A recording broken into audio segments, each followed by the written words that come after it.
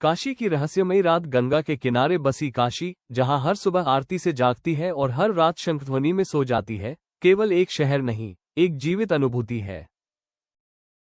कहते हैं काशी समय से परे है, यहाँ मृत्यु भी मोक्ष बन जाती है और जीवन भी तपस्या। गंगा किनारे धुंध भरी एक ठंडी सुबह थी। सूरज अभी पूरी तरह उगा नहीं था, लेकिन घाटों पर जीवन जाग चुका था। कहीं पुजारी मंत्र पढ़ रहे थे, कहीं साधु ध्यान में लीन थे, कहीं नाविक अपनी नावों को सजा रहे थे।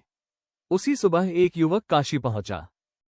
उसका नाम था आरव। आरव शहरों की भागदौड़ से थका हुआ, मन में अनगिनत प्रश्न लिए उत्तर खोजने आया था।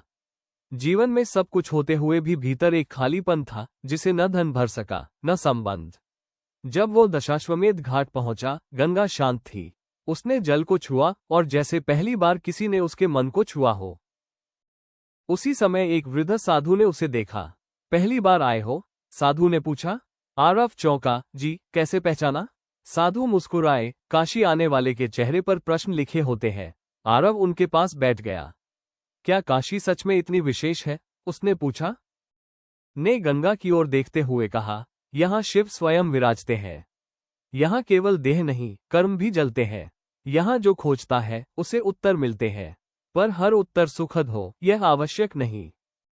अघोरी से भेंट। उस रात आरव को नींद नहीं आई। घाटों पर दीपों की पंक्तियां झिलमिला रही थीं।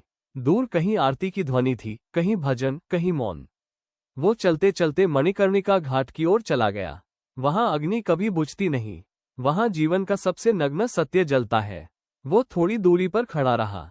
भय, जिज्ञासा, असहजता सब एक साथ। तभी उसने देखा, राख से लिपटा एक अघोरी उसे देख रहा था।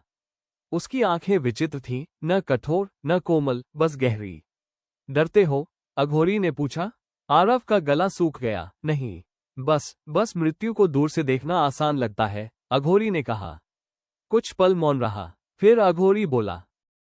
यहाँ जो जल रहा है वो अंत नहीं, परिवर्तन है। आपको डर नहीं लगता? आरव ने साहस करके पूछा। अघोरी हंसा। जो स्वयं को शरीर समझे वही डरे, तो मैं कौन हूं? अघोरी की आंखें और गहरी हो गईं। यही प्रश्न तुम्हें यहां लाया है। अघोरी ने उसे अगले दिन प्रातः एक संकरी गली में मिलने को कहा। काशी की गलियां जैसे भूल भुलैया, हर मोड़ पर मंदिर, हर दीवार पर इतिहास, हर हवा में धूप और चंदन। आरव पहुंचा। अघोरी उसे एक प्राचीन, लगभग भूले हुए मंदिर में ले गया। वहां न भीड़ थी, न शोर, केवल एक दीपक और शिवलिंग। ये काशी का सबसे पुराना रहस्यों में से एक स्थान है, अघोरी बोला। यहाँ क्या विशेष है? यहाँ इच्छा और कर्म का संबंध समझ आता है। अघोरी ने पूछा। तुम क्या चाहते हो? आरव ने सोचा। बहुत देर तक। शांति। अघोरी मुस्कुराया। सब यही कहते हैं, पर शांति तब मिलती है जब इच्छाएं शांत हो। तो क्या इच्छा गलत है? इच्छा बंधन है, पर वही मुक्ति का कारण भी बन सकती है। अघोरी ने उसे ध्यान करने को कहा। मंदिर में गहरा मौन था, जैसे समय रुक गया हो, जैसे विचार धीरे धीरे पिघल रहे हों। आरव के भीतर स्मृतियां उठने लगीं। बचपन, सपने, भय, असफलताएं, अहंकार, अपेक्षाएं।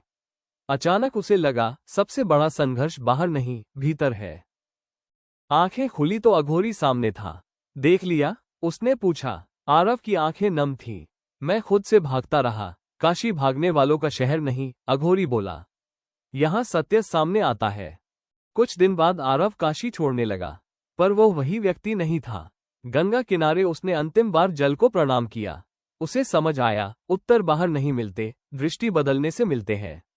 काशी ने उसे ज्ञान नहीं दिया, काशी ने उसे स्वयं से मिलाया। दूर कहीं मंदिर की घंटियां बज रही थीं, गंगा बह रही थी, और काशी अपने अनंत रहस्यों के साथ मुस्कुरा रही थी।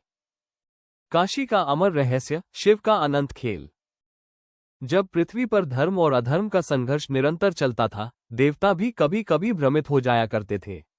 उन्हीं दिनों देवताओं के बीच एक प्रश्न उठा। ऐसा कौन सा स्थान है जहां स्वयं महादेव सदैव उपस्थित रहते हैं? देवर्षि नारद मुस्कुराए। वो स्थान है काशी। देवताओं के मन में जिज्ञासा जागी। भगवान विष्णु ने स्वयं इस रहस्य को जानने का निश्चय किया। भगवान विष्णु काशी पहुंचे। गंगा शांत बह रही थी। आकाश में अद्भुत आभा थी। हर दिशा में मंत्र, घंटियां, धूप, भक्ति, पर साथ ही एक विचित्र गूढ़ता। विष्णु जी ने ध्यान लगाया। तभी उनके सामने एक दिव्य ज्योति प्रकट हुई। ज्योति से स्वर निकला, नारायण, स्वागत है। वो स्वयं महादेव थे। विष्णु जी ने प्रणाम किया, प्रभु आप हर जगह हैं, पर काशी को इतना विशेष क्यों माना गया है? महादेव मंद हंसे, क्योंकि काशी केवल भूमि नहीं, चेतना है। शिव बोले, प्रलय में जब सब नष्ट हो जाता है, पर्वत, सागर, लोक, तब भी काशी बनी रहती है। विष्णु जी चकित हुए, कैसे संभव है? क्योंकि काशी मेरे त्रिशूल पर स्थित है, शिव ने कहा। क्षण भर में विष्णु जी ने दिव्य दृष्टि से देखा, पूरा नगर मानो एक अलौकिक ऊर्जा में तैर रहा था। न समय का प्रभाव, न विनाश का भय। विष्णु जी ने पूछा, प्रभु क्या सचमुच काशी में मृत्यु मोक्ष देती है? शिव ने उत्तर दिया, मोक्ष स्थान से नहीं, जागृति से मिलता है। पर काशी वो भूमि है जहां अंतिम क्षण में भी मैं स्वयं तारक मंत्र देता हूं। गंगा की लहरें जैसे गवाही दे रही थी। आज भी कहा जाता है, काशी में हर श्वास शिव में है। हर घाट एक युग का साक्षी है। हर मृत्यु एक द्वार है। हर जीवन एक साधना, क्योंकि काशी में केवल नगर नहीं बसता, वहां स्वयं महाकाल निवास करते हैं। अगर आपको ये वीडियो अच्छा लगा हो तो प्लीज लाइक और सब्सक्राइब करें। धन्यवाद।